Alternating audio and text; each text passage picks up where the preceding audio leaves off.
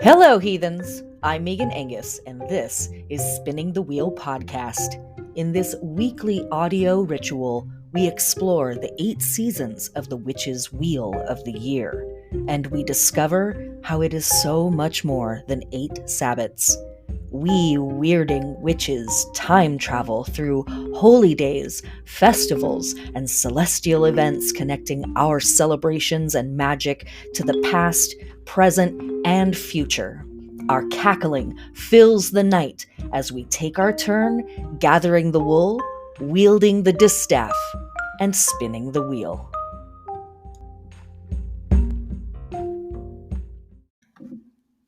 Hey, new intro. What do you guys think? I would love to get a little feedback on it because I don't know if I'm sold on it or not, but I kind of like it.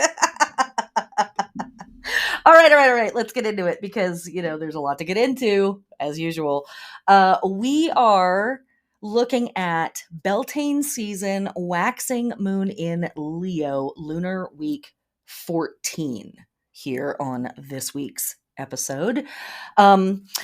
If you are like, what do all those words mean? Well, we're going to get into it. But first and foremost, Beltane. If you haven't already, please go check out my 2-hour class on YouTube. You can see it on my website as well. To get you caught up to speed on what is Beltane, past, present, and future, right? And all of that good stuff. I feel like I've said it like a million times, but time is so weird right now. I don't really know. So, there's that. Okay, so get caught up on the Beltane class if you haven't already. Tarot Circle announcements are coming for my patrons this month. I swear to God. I swear to God. Tarot Circle is a monthly-ish community building event that I host for my patrons exclusively, for patrons subbed at all levels. And folks who are subscribed at the Venus level and higher, that's $9 and up, get access to the Patreon bag of holding, where you can find the workbook for our Sabbats, our calendars for our holy days that we work through, rituals, prayers, digital spells, and so much more. If you're like, what? How have I not heard about any of this? What the? If you want to know more, go to my website and sign up for my quite irregular newsletter. I do send it out at odd times, but sort of consistently. And if you are like, what do I do with all of this information? How do I apply it to myself? Sign up for a tarot reading or an astrology reading with me, also available through my website. To support this podcast and all the work that I do, please join my Patreon. Thank you so much to everyone who has joined my Patreon. You can also leave a review on your podcast service, wherever it is that you listen to this podcast. Save it, like it, give it a thumbs up. 5 stars, pretty occult number, 5. All right, that's enough of that bullshit. Let's get on to what it is that we're actually doing in this season. Okay, as we move through Beltane, our witches' work focuses on themes around fertility, fecundity, and action. And so we are making ripe. We are witnessing the ripeness and the virility in ourselves, the people, and the systems around us.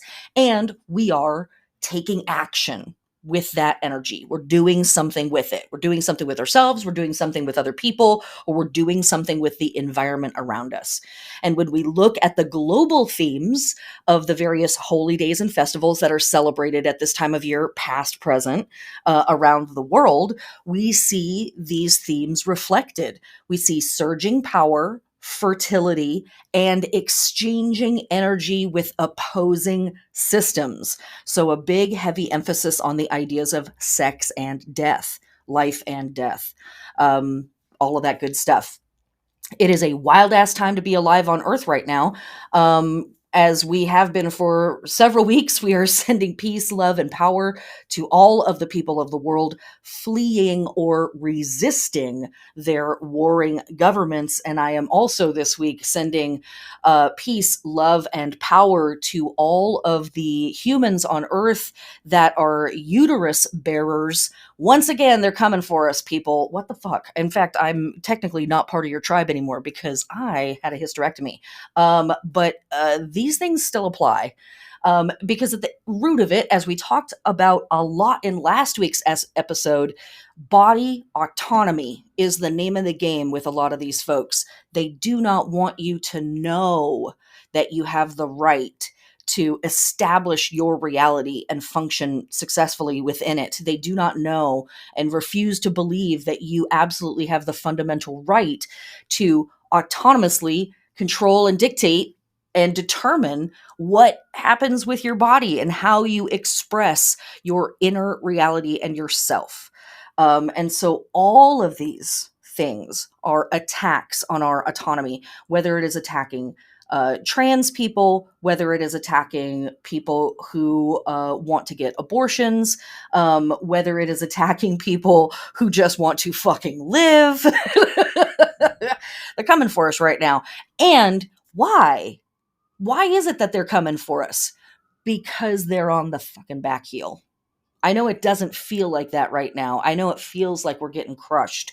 But the reason why the governments of the world and the theocracies of the world and the dictatorships of the world and the capitalist, kyriarchy, right? Beyond the patriarchy, the collective word, the kyriarchy. The reason the kyriarchy is fired up right now and coming for us is because we are making ground. We are making strides. And the biggest strides that we are making is that we are connecting with each other in ways that we never have before. We are connecting across lines of religion. We're connecting across gender lines. We're connecting across class lines, race lines, sexual, orientation lines, gender lines. Like, we are connecting with each other more than we ever have before as a species. And that is the biggest threat to these powers that derive their power by keeping us alienated and isolated from each other. There's our little leftist rant to get it started for the week. You knew it was coming, so just let's get it out of the way, right? Go hug a stranger. Keep your masks on. Wash your hands when you're done. But you know what I mean? Also, side note, we just passed 1 million deaths here in America from COVID. And I don't know why y'all motherfuckers aren't out in the streets marching, but general strike, anybody? Just saying. Just saying. Might be time to grind the whole thing to a halt and see if we can get some people's attention around some of these issues. Maybe if we just stop making their money for them, they might listen to us a little bit more. Just saying. Maybe it's that I've already had a little weed this morning, but maybe it's the damn truth. All right. Yes, these things are inherently woven together, though, for me. It isn't just that it's Beltane, and also there happens to be politics. The politics of Beltane and the politics of our world today are very, very closely interwoven for me in my mind. One of the key archetypes that we're working with at this time of year is the Hierophant, the tarot card that connects to the sign of Taurus. And if you don't think we're seeing the traces of the Hierophant every single day in the world around us, the Hierophant is the archetype of the kyriarchy.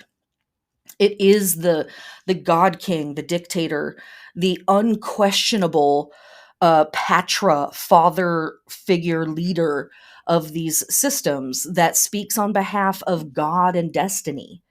And how dare you question history? How dare you question the massive power of these structures? And yet, clearly, they're not speaking on behalf of some gods and goddesses. Clearly, they're not speaking on behalf of all the people. So, this is a wonderful time of year to examine these sacred cows that are untouchable in theory, and all of that bullshit. Okay, Now, let's get into the podcast. All right, our lunar week kicks off on May 8th, which is a Sunday, with a waxing moon in Leo at 18 degrees, 5:21 p.m. PST, later in the day slash the next day for everybody else around the planet. Now, this moon being a waxing crescent or a waxing half, um, both names are appropriate and confusing. But if we look at the moon, we will see that it is halfway between new and full, so waxing half. This position for the moon is created visually for us because it is square to the sun.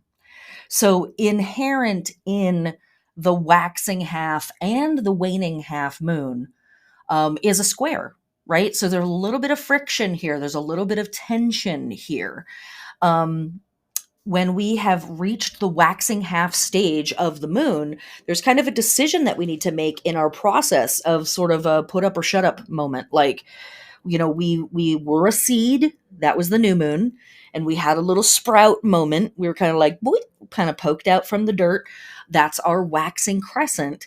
And now we've arrived at the waxing half, and we're sort of looking at ourselves and our situation and our systems and saying, are we doing this, or what are we doing? Are we going to be a vine? Are we going to try to make a fruit? Like, what are we doing here? So we feel a little tug, we feel a little resistance with that square. And this moon is also square to Uranus and trine Chiron. And, well, let's talk about it for a second. So, with a waxing moon in Leo, the work that we're doing is we're really kind of taking a moment to consider how we present in public. Timely, isn't it? How we present, and like all of the stuff that we go through in our mind and our hearts and our psychology when we're looking at our closet, thinking about our clothes, looking at our shoes, looking at our jewelry, our makeup, but all of it, right? Our visual aesthetic. It's not just about how we want to feel, though that is really important.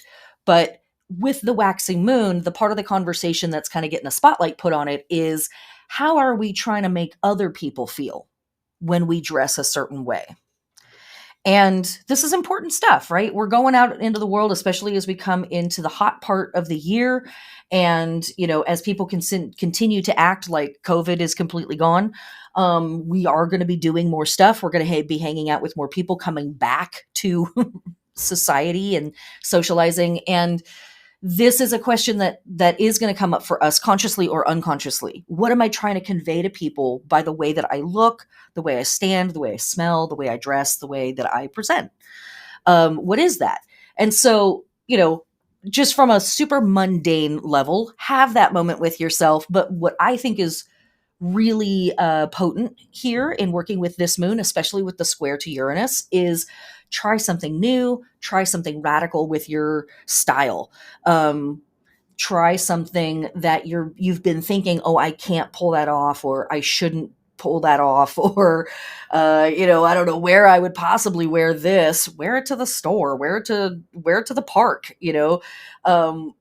Don't just let it sit in your closet. But this week is sort of kicking off with this idea of, how do I want to feel in my skin, but also how do I want other people to feel when they're hanging out with me?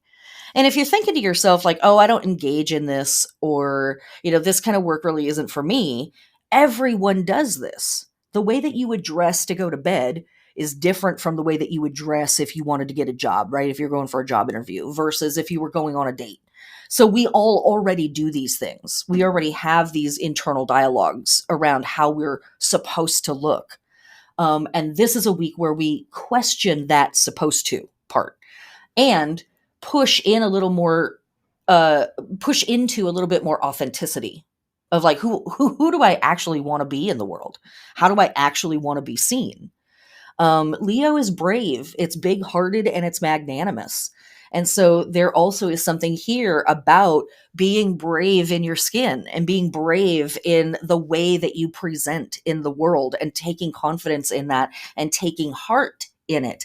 That even if you do get some negative kickback from some ignorant asshole that happens to run across your path, you have every right to be like this and look this way and present this way. But also, it's actually really good for us and society. If I'm going to be selfish about it, like, it's good for me when you are authentic. It's good for you when I express myself authentically. It's better for all of us. It is healthier for our psychological and emotional environment. Okay. Um, this waxing moon in Leo is also bringing some stress to the Saturn square node situation that's sort of happening in the background all year long. All of the fixed signs for this week are kind of getting a lot of emphasis. We have stuff in Taurus, stuff in Leo, stuff in Scorpio, stuff in Aquarius. So, the fixed signs are kind of getting getting a little lit up. Take a deep breath. As I have recommended in the past, use glitter medicinally if you need to. Keep it cute, make it work. Okay, with our waxing half moon in Leo, we are for our lunar body work, awakening, activating, adorning, stimulating, and preparing for action the back, the heart, the circulation, and the blood. As I also say every week, I am not a doctor of the physical body. I am a doctor of the cosmos. AKA some person yelling on the internet, please check in with your trusted health advisor if you are wanting to integrate any of the lunar body information that you hear in this broadcast. And for our plant body work, we are doing harvesting, pest control, disease control. We are plowing, weeding, aerating the ground, and pruning plants to encourage above ground growth.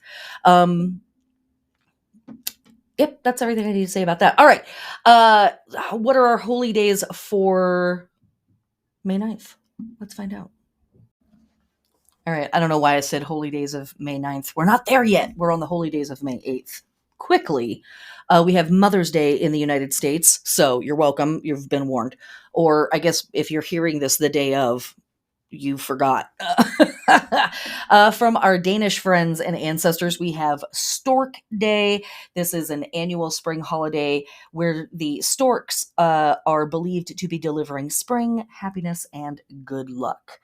From our pagan friends and ancestors, this is also Iris Day, the day named for the flower iris, but this flower also connects to the goddess Iris, who is the goddess of rainbows, and that will be an interesting thing here as we find out in the next couple of days. Also on this day, from our English friends and ancestors, we have the Helston Furry Dance / Flora Day.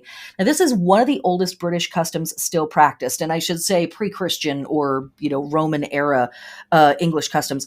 The modern variant is not super similar to the ancient holiday, but it is still marking. Currently very heavily connected to the Feast of St. Michael, which is also happening on this day, the Feast of the Archangel St. Michael for our Roman Catholic friends and ancestors.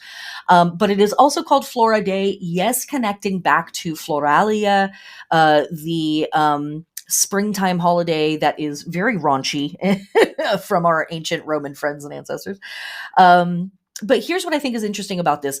In the current tradition, there are dancers, male and female, and they wear the lily of the valley symbol, which is Helston's symbolic flower. The gentlemen wear it on the left with the flowers pointing up, and the ladies wear it on the right with the flowers pointing down. And of course, that is a very oblique reference to our Hieros Gamos, or sacred marriage symbolism, the six-pointed star, which is the triangle pointing up and the triangle pointing down coming together to create union and all of that good stuff. So a deep symbolic emphasis on our sacred marriage imagery that we are working with during Beltane season. Also on this day, as I mentioned, the feast of the Archangel Michael from our Roman Catholic friends and ancestors, and from our Hindu friends and ancestors, we have Ganga Saptami. This is a day dedicated to the goddess Ganga, aka the Ganges River. The myth of her descending to earth is pretty cool. She ends up tangled in one of the gods' hair because she's like coming on too fast and furious. And they're like, "Whoa, girl, slow down." But this is a day that you can go to the Ganges and wash the sins off of you, get rid of several lifetimes worth of sins. Pretty convenient. All right, let us now move on to May 9th. All right, May 9th, Monday, the moon enters Virgo. And I'm not going to talk about this moon too much because we have other stuff to talk about. But while the moon is in Virgo, for our lunar body work, we are awakening, activating, adorning, stimulating, and preparing for action the large and small intestines, the spleen, and the pancreas. And these are parts of our body that filter toxins, filter out the good stuff from the bad stuff, and contain the enzymes that break things down so that we can go through that process. And again, as I try to say every week, sometimes the physical body work is literally the work, but sometimes the physical body work is giving us a metaphor. And so this is why I just wanted to kind of cut straight through this. When we are working with the waxing moon in Virgo, it is always a fantastic time to consider our power and skill of discernment, of figuring out, am I being discerning enough? Maybe I'm a little too discerning right now. And what do we mean by the word discerning? We mean being a little choosy. Um, Taking a moment, taking a breath, taking a pause, and asking yourself, is this really good for me? Is this exactly for me? Is this tailored for me? So this week also may be bringing you some work of having to kind of slow down, go through the granular bits of a conversation, a relationship, a situation, and ask yourself, is this really working for me? Or is there something I can do to improve this or make it more tailored to me? Conversely, are there some little granular bits that I need to filter out? Is there some sand in the Vaseline? You know what I'm saying? Uh, you know, are there some parts of this that are really frictious and rubbing me the wrong way and causing me problems? And if I just take a moment, I can filter these things out and get this whole system back to something that's more holistic and helpful for me. For our plant body work, nothing. Don't touch the plants. Do some research on your plants. If you have a plant that's ailing, if there's a new plant that you're thinking about bringing into your house, if there's stuff that you're doing outside, if you are lucky enough to have a yard or window boxes where you are growing things, do a little research. Do some research on, whatever it is that you're wanting to work on this year or in the next couple of weeks or months. There is no astrology of note for this day, so we are going to go on to the holy day, which is one. From our Roman friends and ancestors, we have the festival of Lemuria kicking off.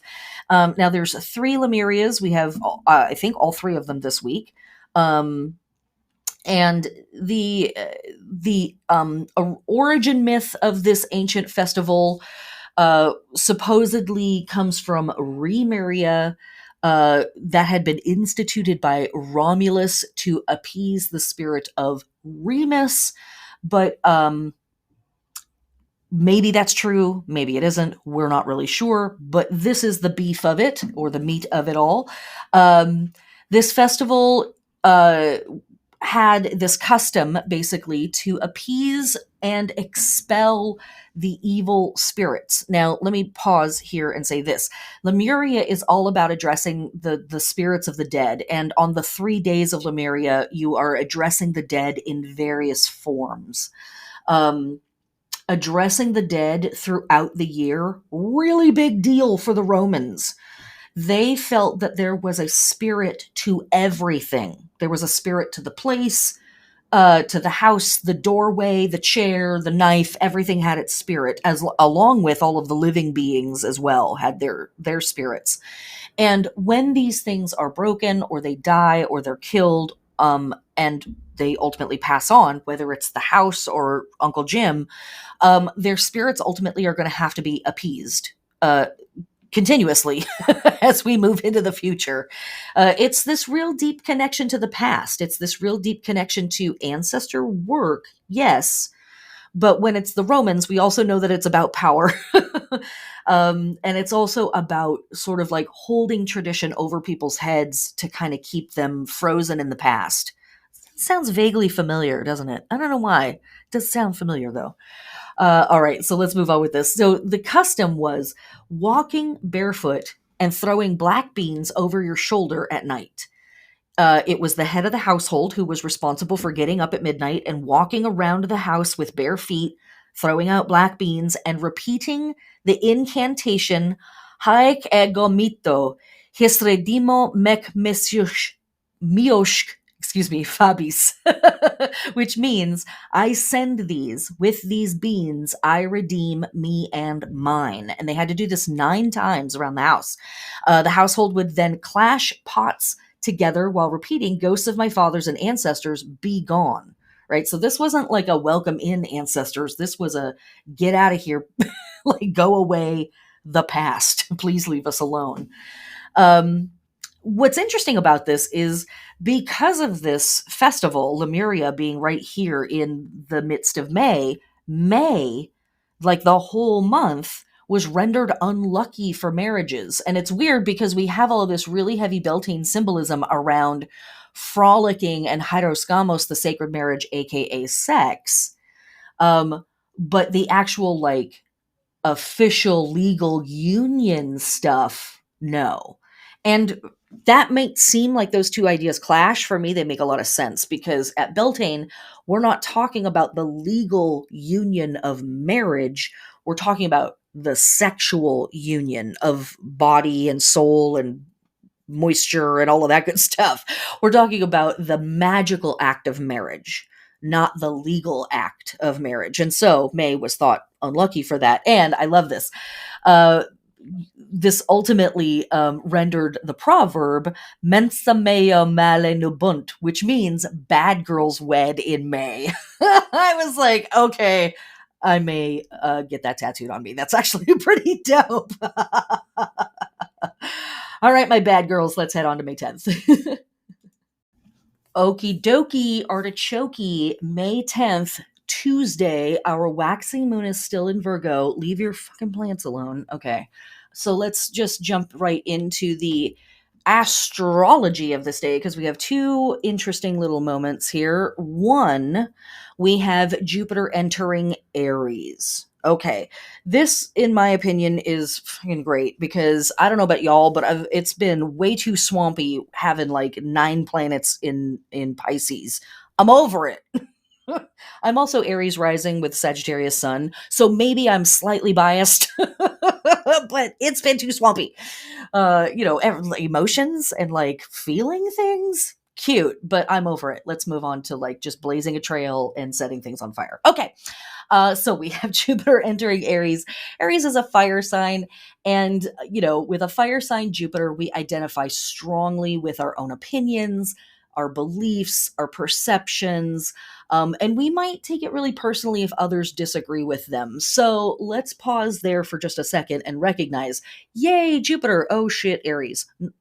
I love Aries, but also Jupiter can get real extravagant about things. It can exaggerate stuff. And Jupiter, being the ruling planet of Sagittarius, the place in our chart where we find a lot of our concern around religion and religious beliefs, Jupiter can get really dogmatic about stuff. And in Aries, we can be very I, me, mine, very centered on what I want, what I need, what I think is right. And that attitude certainly supports righteous fundamentalism. I don't know where I'm coming up with this stuff. I'm just spitballing here, but I'm saying, it could be a thing that people start to get crazy with. And that righteous fundamentalism is available to people of all faiths. That's not just any particular faith, although some seem to take an extra helping for themselves. But just know that, right? Like, we all might be getting very righteous about our beliefs and what we believe is right. And really, like, ready to argue with people if they disagree with us. Okay. So also, what are we doing? We're making our own opportunities. We are at our best when we are thinking in big terms, taking calculated risks, and displaying confidence. More specifically, with Jupiter in Aries, we attract the most good fortune when we take the lead, when we initiate, when we inspire others, and when we demonstrate enthusiasm and courage. These are all words that are in alignment with Aries. Prosperous areas are ones that allow us to head and lead and to innovate. Faith, Jupiter, in ourselves, Aries, can bring about positive circumstances and good luck. Luck is such a funny thing, but when opportunity knocks at the door, if I'm in an optimistic mood, I may hear that knock and think that might be for me. Let me go open the door. And then I've created a lucky opportunity for myself. If I'm in a pessimistic mood and I hear that knock at the door, I think no one would ever come for me. So I know that that knock is not for me. And I have eschewed a lucky opportunity. Sometimes that's all it is with Jupiter, and Jupiter's luck is simply that Jupiter stayed open-minded and kept a what if and a why not attitude about a lot of things. So allow Jupiter's movement through Aries to help you expand the idea of, maybe I can do this. Maybe I do have the capacity. Maybe I do have the luck. Maybe I am the one chosen by God. No, okay, if it gets that far, don't go that far. Because you are chosen by gods. We all are chosen by the gods. That's why we're here doing this. So yeah, know that you're a badass. Just don't forget that we're all badasses together. Okay. We have one I am the other thing that's happening in the astrology of this day, just a tiny little thing, no big deal. Mercury is stationing retrograde. Whoop, whoop, whoop, whoop. Okay, everybody calm down. Yes, Mercury will be stationing retrograde. We've talked about it quite a bit already on Ye Old Podcast. I think we talked about it in the Beltane class too a little bit. But Mercury will be traveling backwards, aka retrograde, through the signs of Gemini and Taurus. Why does that matter to us right now? Because Taurus and Gemini are the two signs that oversee Beltane season. And Mercury is the ruling planet of Gemini. So, this is kind of an important retrograde for us here in Beltane season. What do we do with a Mercury retrograde? If you've been with me in the classes and podcasts, you already know this part, but if you haven't, or if you have, say it along with me. We add RE to whatever words or concepts we're working with at the time. So we want to stuff when we are moving through a retrograde moment. As I move through Gemini, right? Because it's in Mercury's in Gemini right now. It's going to station. It is going to station retrograde on this day, May 10th. Move backwards into Taurus, and then station direct and move forward through Taurus back into Gemini again.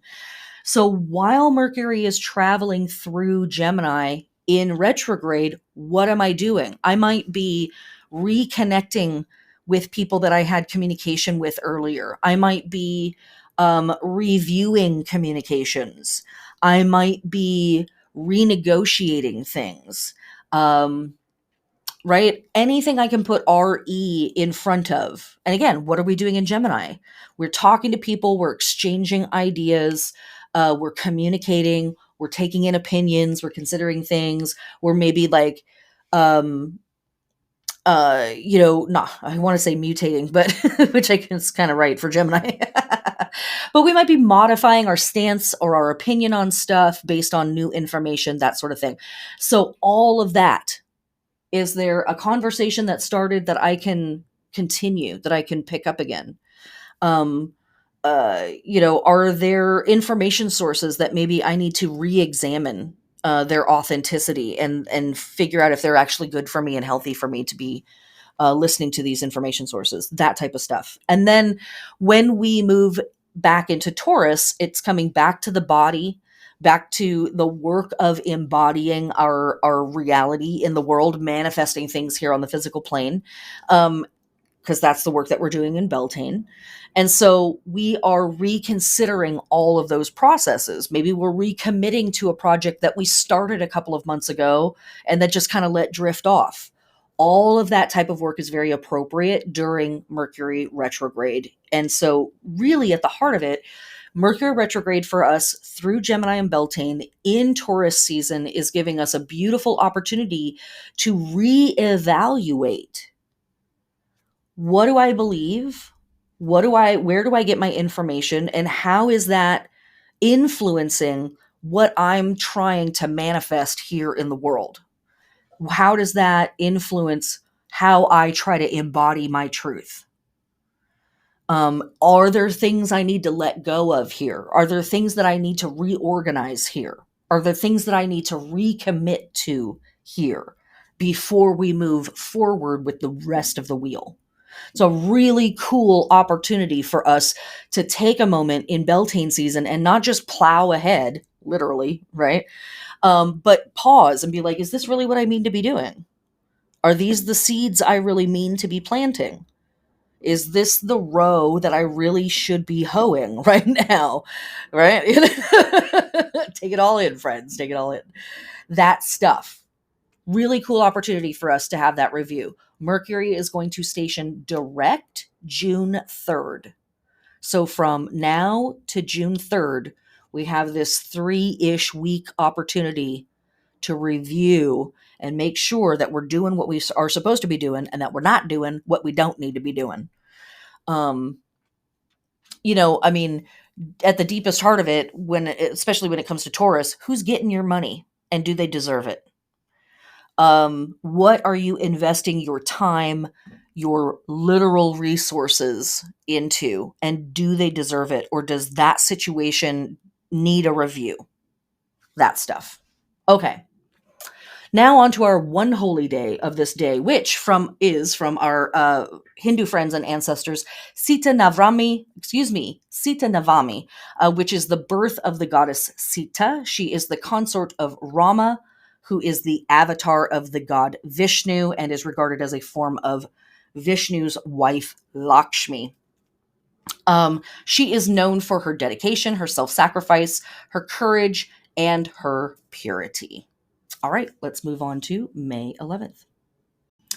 May 11th, and our waxing moon enters Libra.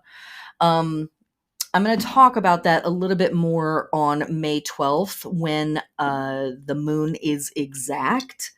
But for our lunar body work, since we'll have a day of it anyways, let me just say this. Our lunar body work while the moon is in waxing moon in Libra, awakening, activating, adorning, stimulating, preparing for action, the hips and the kidneys and the bladder. So kidneys and bladder, even more filtration and even more processes of picking out the good things and sending them back to the body. Again, as I always say, work with the physical or work with the metaphor. We're doing that work with Mercury retrograde of like, what deserves my resources? What deserves my time? What deserves my brain's attention? What deserves me talking about it? And here, this moon in Libra is really encouraging us to pick out the good things and to set those aside and be like, well, we're not getting rid of that. That's awesome. We're not getting rid of this. This is really helpful. For our plant body work, we are still leaving the plants alone, but this is a great day to address aesthetics. Wipe off your leaves, wipe down dust off your pots and your plant stands, maybe adjust the lighting, add some decorations, that kind of stuff. Okay, So, what are we doing otherwise? Well, we don't have any major astrology of note on this day. We have like very little astrology actually happening this week. It's funny. So let's just get directly into the holy days of May 11th. From our European friends and ancestors, from approximately May 11th to 15th, we have the Ice Saint festivals. Now, the Ice Saints are Saint Mamertus, Saint Pancras, and Saint Servatius. Um, and they are celebrated in folklore in some European countries. We know, of course, when we have saints, those are almost always replacing local gods and goddesses that would have been in the area. But ultimately, the point of this is a recognition that in this time period in the Northern Hemisphere during spring, there is almost always a cold snap. These will be kind of the last frosty nights of spring. Obviously, we don't get it every year, and obviously, this is probably happening less and less or earlier and earlier as we experience climate change. But I'm about to, go do stuff this weekend and or last weekend, I guess, when you're hearing this, because I recorded this in advance. Technology, and we're going out to a cabin where we're expecting snow. This is our big Beltane frolic, and it's gonna be snowy. What are you gonna do? So, a moment to recognize the ice saints, and this harkens to something that we see, even though we are now deep into the heart of spring. We are in Beltane, right? There's flowers blooming, plants are starting to grow, like stuff is happening. We still see these very quiet moments of recognizing the dead, recognizing ice saints, for example, recognizing crone energy, and some of the like darker elder gods and that kind of stuff, all tracing through spring. And that might seem like really dichotomous. Like, how are these things happening at the same time? Why would they be happening at the same time? Because the dead oftentimes were thought to be underground. Whether they were buried or burnt or sent out to sea, the dead are often thought in the ancient world as residing underground. And that's the place where we are pushing our seeds to grow, right? So we are asking the ancestors that are underground, hey, can you help us grow the best stuff that we possibly can grow from your side? We're going to do everything from our side. Can you do everything you can from your side? And we are also asking these ice saints and these gods and goddesses that oversee winter and the dark half of the year, can you please be nice to us? Can you please not wreck our crops? Can you please let some stuff grow because we're hungry and we want some bread? Thank you. That's really what's up. From our Guatemalan friends and ancestors, we have a ceremony for rain. And from our Roman friends and ancestors, this is Lemuria number 2. And specifically on this day, there are sacrifices to the goddess Mania or Banea. This was a goddess of the dead, but specifically a goddess of insanity and madness. And this theme is going to be important to us as we move through the week. She, along with Mantis, ruled the underworld. She was said to be the mother of ghosts, the undead, and other spirits of the night, as well as the Lares and the Manes, who are various spirits and entities and energies that the Romans would deal with as again, spirits of the household, spirits of the place, and spirits of ancestors.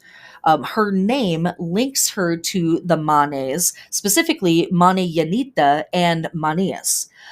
Both the Greek and Latin word mania or mania, as we know it now, derive from the Proto-Indo-European word part men, which means to think. And yeah, men are driving me fucking crazy right now. So, it kind of works, right? Cognates include ancient Greek minos, which means mind or thought, and the Avestan word manu, which means spirit. In Roman and Etruscan mythology, Manea is the goddess of spirits and chaos. And as I said, in Greek mythology, she is the goddess of insanity and madness. So, a little appeasing perhaps this week to the spirits of, yeah, because, okay, uh, on to May 12th.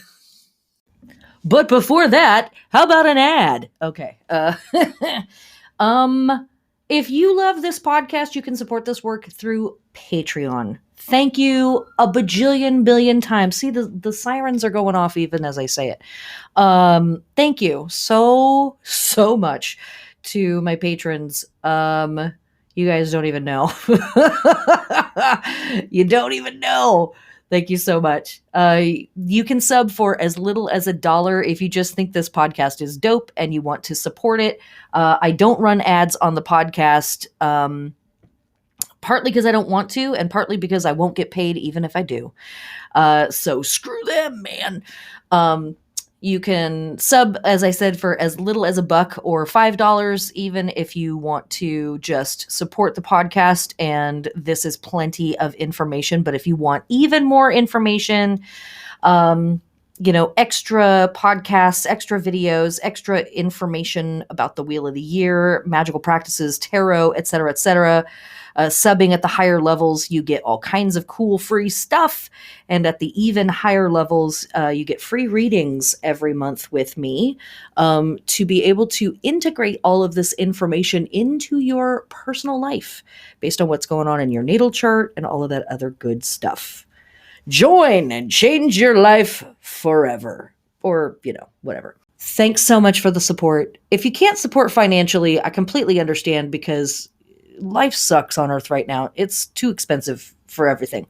Tell a friend, share it on social media, give it a thumbs up. If you're feeling especially hedonistic, you can leave a rating or a review.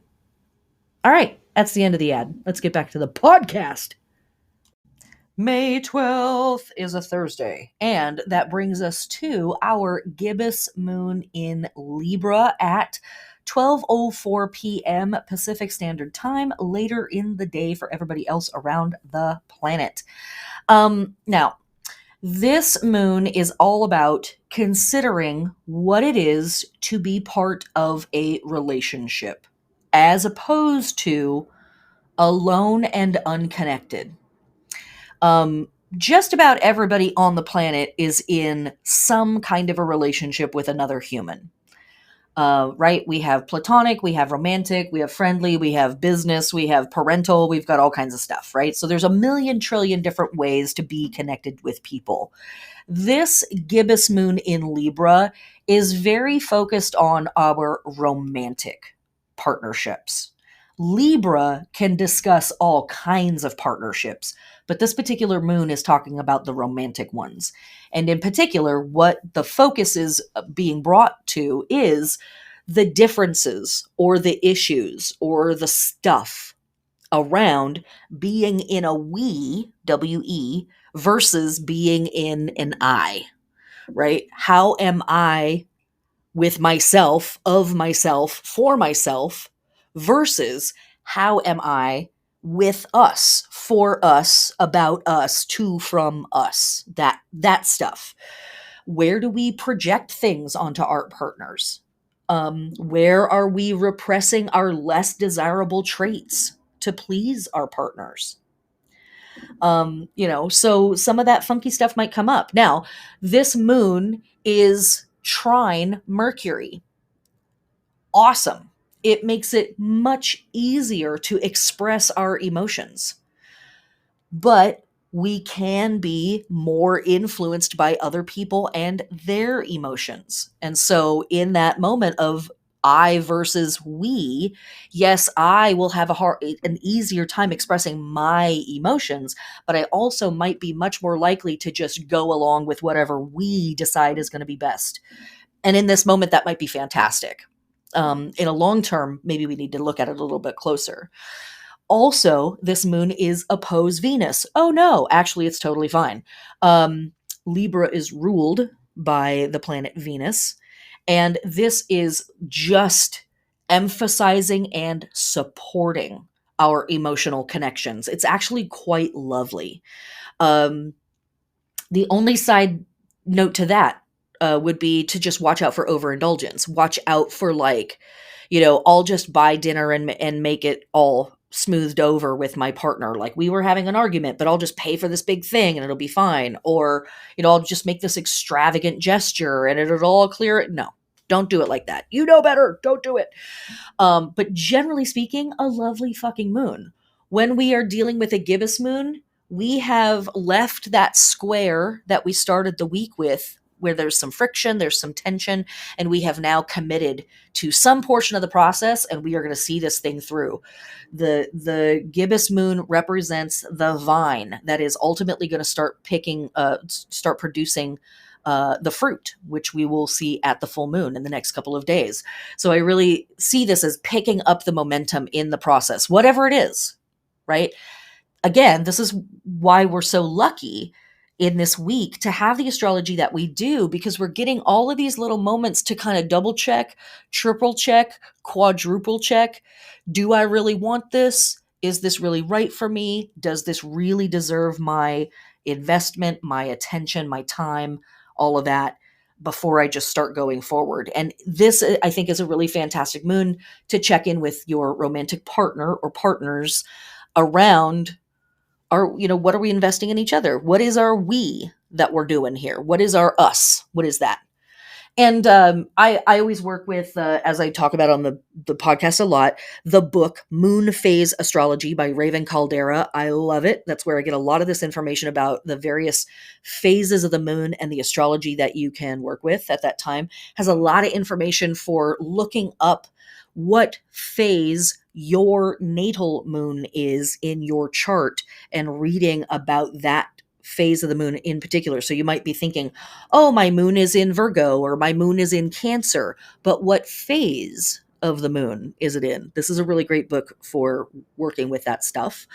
And in this, why I brought that up is I love the book, but also because Raven really emphasizes that this moon, again, is about romantic partnership and being very one-on-one.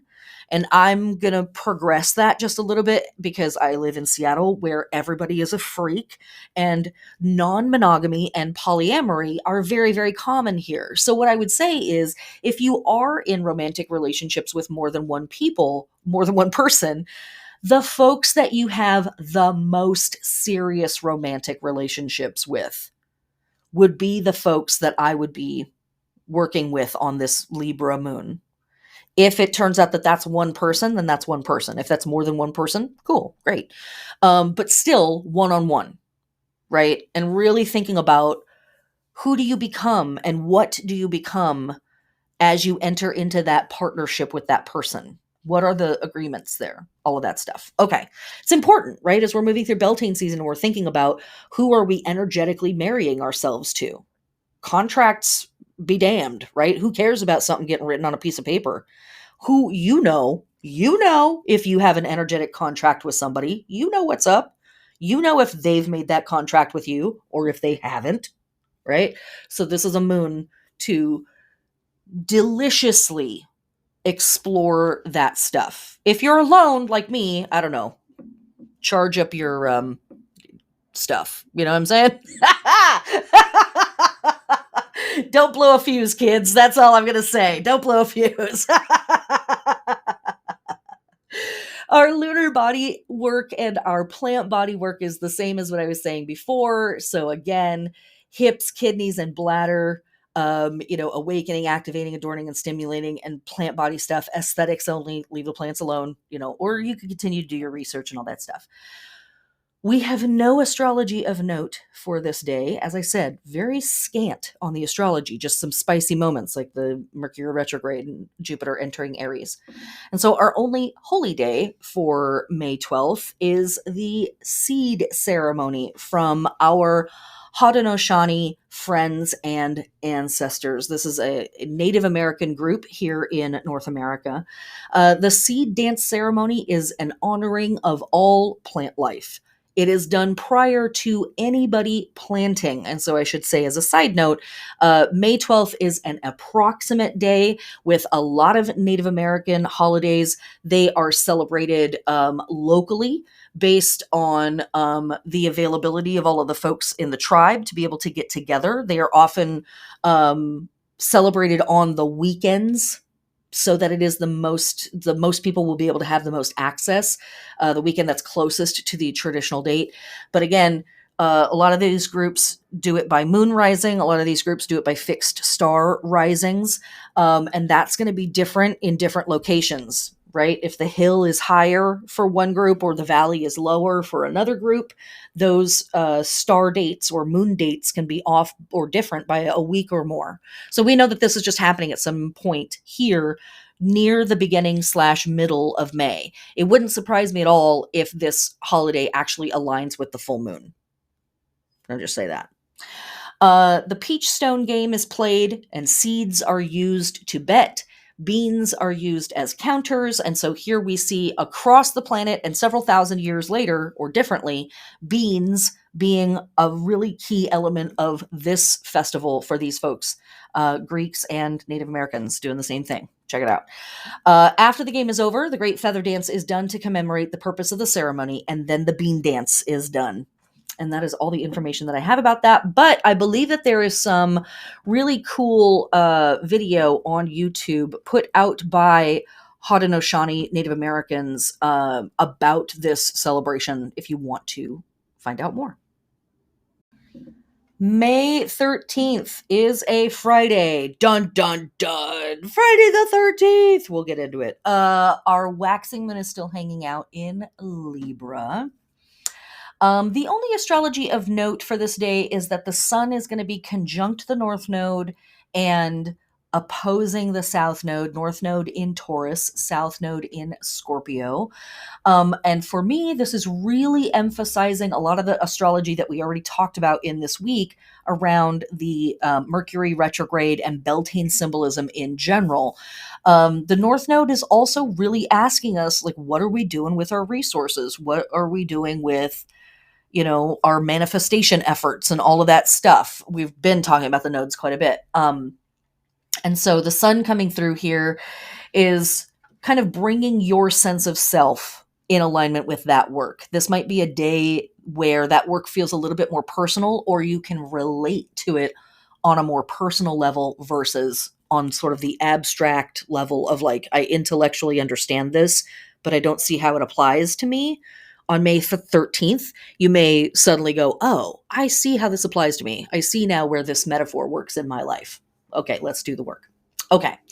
So let's get directly into the holy days of May 13th. From our Celtic and Druidic friends and ancestors / modern pagans, from May 13th to June 9th, we have the Celtic tree month of hawthorn. The hawthorn is a prickly sort of plant with beautiful blossoms called hoia by the ancient Celts. The hawthorn month is a time of fertility, virility, and fire. And of course, as we have said many times in the classes on the podcast, fertility and virility are energy systems that are available to all humans, regardless of gender. Coming right on the heels of Beltane, this month is a time when thrust energy is high. If you are hoping to conceive a child, get busy this month. True enough. But if you are hoping to conceive of any kind of a baby, flesh baby or otherwise, as I like to say in the classes, again, this is a really fantastic time for starting those projects, putting those proverbial seeds in the soil. Hawthorn has a raw, phallic sort of energy about it. Use it for magic related to solar and yang power, business decisions, making professional connections, etc., etc. The hawthorn is also associated with the realm of the fae, who I try not to fuck with too much. And when the hawthorn grows in tandem with ash and oak, it is said to attract the fae.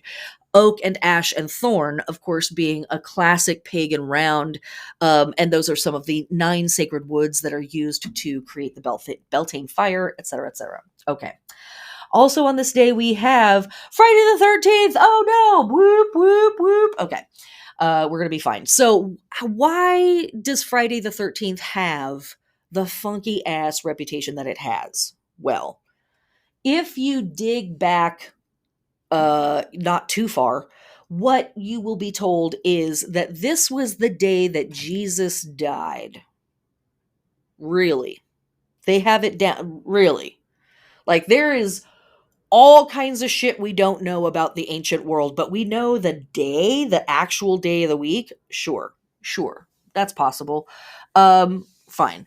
But also, let's talk about what else is happening on a Friday and on the 13th day of a month, right? Okay.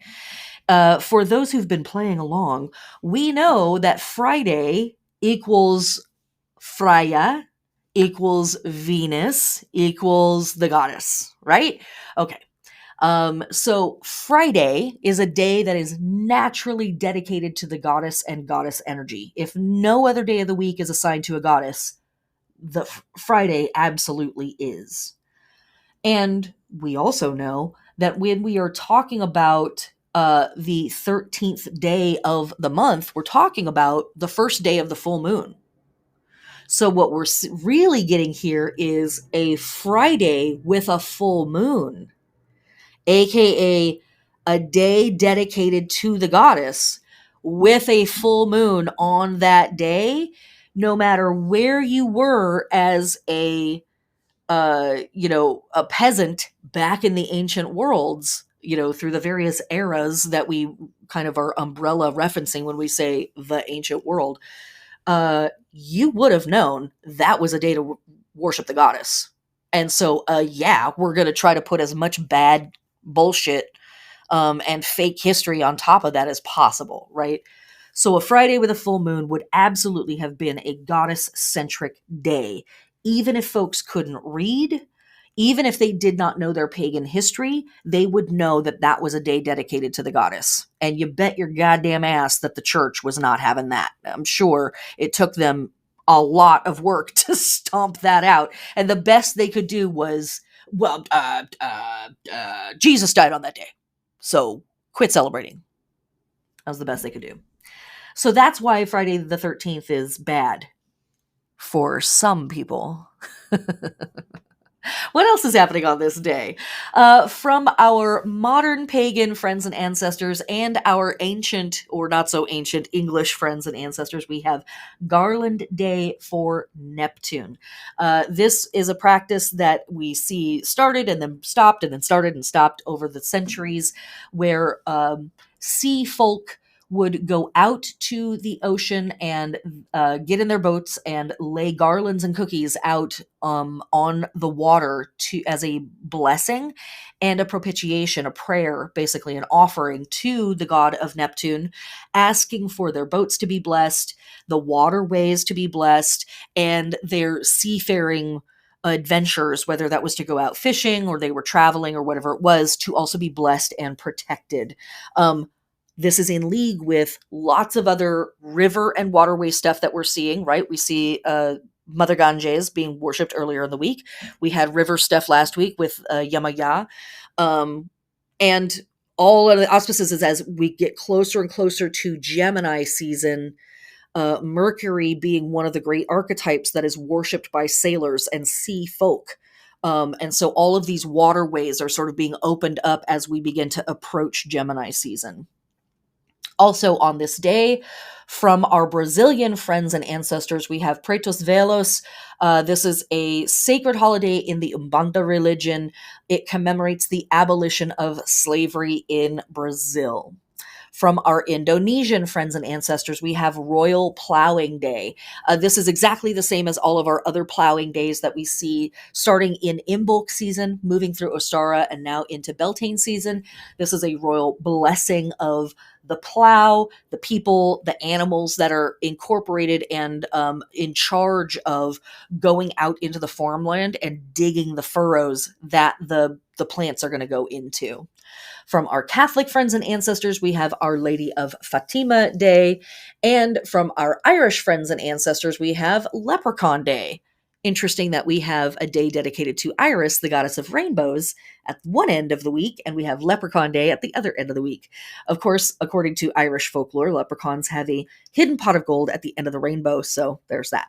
And last but not least, from our Roman friends and ancestors, we have Lemuria number 3. So this is the wrap up of this prayers and offerings and propitiations to the restless dead.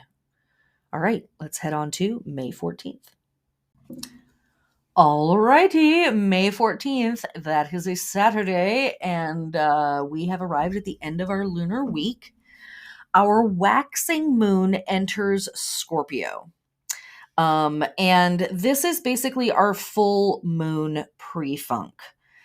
So I'm not going to get into the work that we are doing with the Scorpio full moon until we get into the full moon. But what I will say for the body work, for our lunar body work, we are adorning and stimulating for action, awakening, preparing, all of that, activating the organs and processes of pleasure, reproduction, and waste management. So, again, the sex and death processes in our own body, right here in the midst of Beltane season. Very, very appropriate. And for our plant body work, we are doing planting, transplanting, and grafting of annual flowers and fruits and veggies that bear crops above ground, like corn, tomatoes, watermelons, zucchini, all of that kind of stuff. Great time to be working on that. This weekend is a wonderful time to be working on all of that stuff. But we're going to get more into the Scorpio moon work on the actual full moon. So just know that May 14th, we enter the pre-funk for the full moon. And so let us move directly into the holy days of May 14th, which brings us to the heliacal rising of the fixed star Zarak. We find this fixed star in the constellation of the River, and an early name for this star is the Boat. So kind of timely, sort of interesting, kind of like it's on purpose. All right. Also, on this day, we have the heliacal rising of the fixed star Capellus. Now, this is a star cluster in the sword hand of Perseus, who kills Medusa. Now, I want you to think back earlier in this week about Lemuria, right?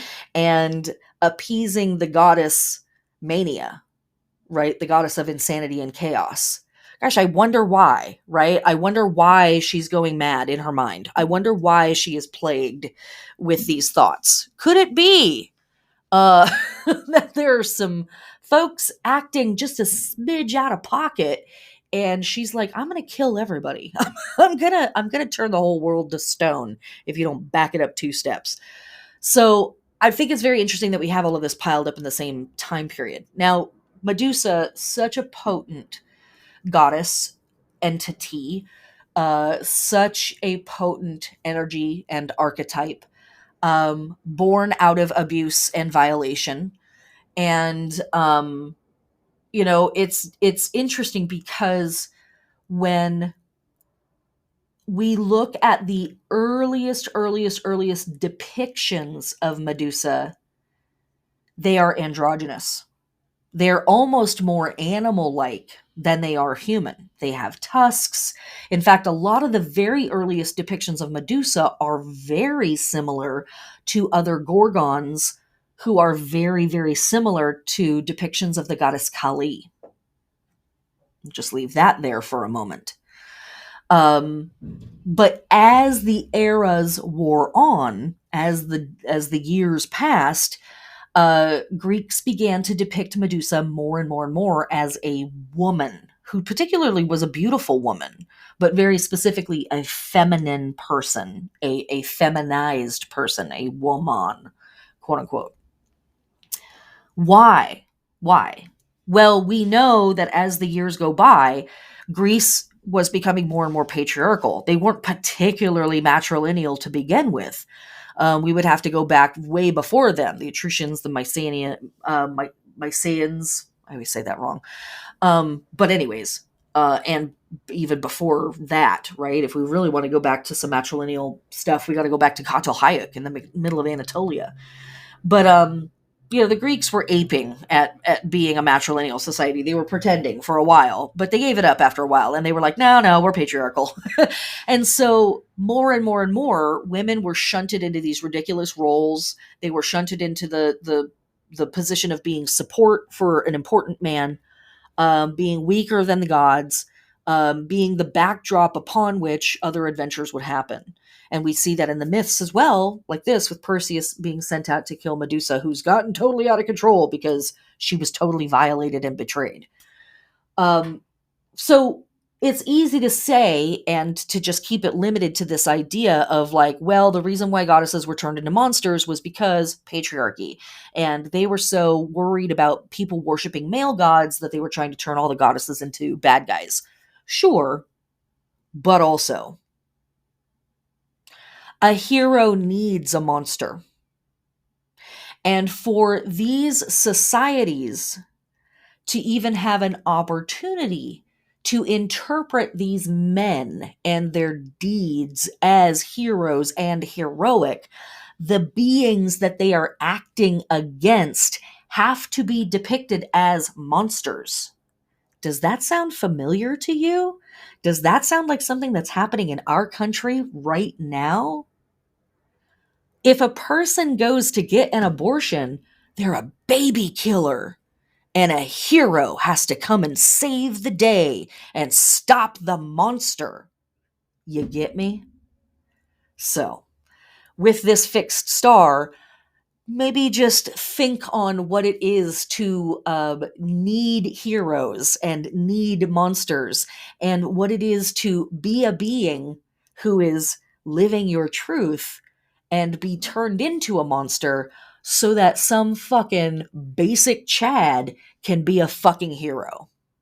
Just that stuff. That's all. Also, on this day, from our pagan friends and ancestors, we have a day dedicated to the goddess Isis, the great mother of the Egyptian pantheon.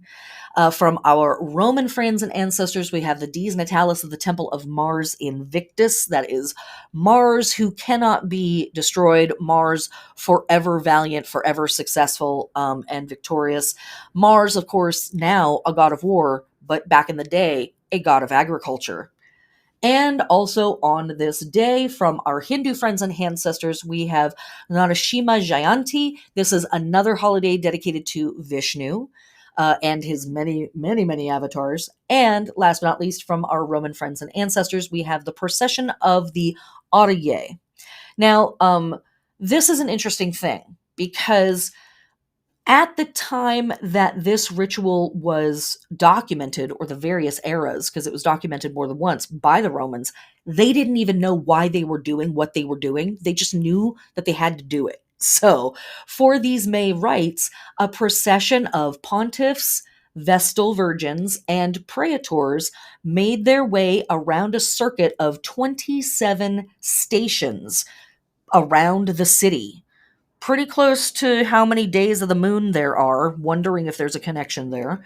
Don't know, just wondering. But where at each of these stations, they retrieved a figure fashioned into a human form made of rushes, reeds, straws, twigs, resembling men, tied hand and foot. And then after all the stations were visited, the procession, accompanied by the Flaminica Dialis, who are some more fancy priests, in mourning guise, moved to the Pons Sublicius, the oldest known bridge in Rome, where the gathered figures were tossed into the river Tiber. Now, we have a whole bunch of really interesting symbolism buried in that, right? We've got our wicker men, right? A tradition still celebrated to this day in Beltane practices. We have this big giant circuit around the city, hitting 27 stations. Again, I think it's interesting because that's pretty close to the number of days of the moon. And then ultimately, all of these sacrifices, these, straw men, something about that there, isn't there? Thrown into the river. So again, some sort of a propitiation, ablution, prayer offering to river spirits happening here in the procession of the RDA. Cool shit, guys. We're on the symbolism. TLDR, it's time to smash the system. All right, let's get into the wrap up for the week. Okie dokie. Our lunar phases this week are moving from Leo into Scorpio. So we are still hanging out in this fixed sign energy that is really fixing us into the center portion of the season of spring. That's really what Taurus's job is to hold down that center 4 weeks of the season. Our astrology roundup for the week is pretty chill. I mean, as if, right? But it is. There's not a lot going on. May 10th, we have Mercury stationing retrograde at 4 degrees of Gemini. We also have Jupiter entering Aries. On May 13th, we have the Sun in Taurus conjunct the North Node at 22 degrees. And on May 14th, we have Mars in Pisces sextile the North Node in Taurus at 22 degrees. I didn't really talk about that too much, but kind of lends a little bit to that energy again of identifying personally with this work that the retrograde is asking us to do. That's it, my friends. I think I've ranted enough in this one. I think you get me on this, right? Body autonomy. It is paramount. The ability to determine what you are and who you are in the world is paramount. And the folks that are on the front line of that battle absolutely need our support, our full-throated support, our full-hearted support. We can't back down on this. I know you are tired. And that's okay. It's okay to be tired. But I really want you to think about the systems that get your energy and your support. There's a difference between, well, I'm not going to get into it. I want you to think about the systems that get your energy, that get your time, that get your support. And I want you to think about the systems that deserve your time and your energy and support. Is there anything that you can do this week to bring those two bodies closer into alignment? Side note, voting is not going to fix it. Also, protesting in the streets is not necessarily going to fix it. We've got to be creative about how we move into the future, and how we move through the present. But on a fundamental level, love each other, love the shit out of yourself, and love the shit out of the people in your life. Just start there. Blessed be heathens.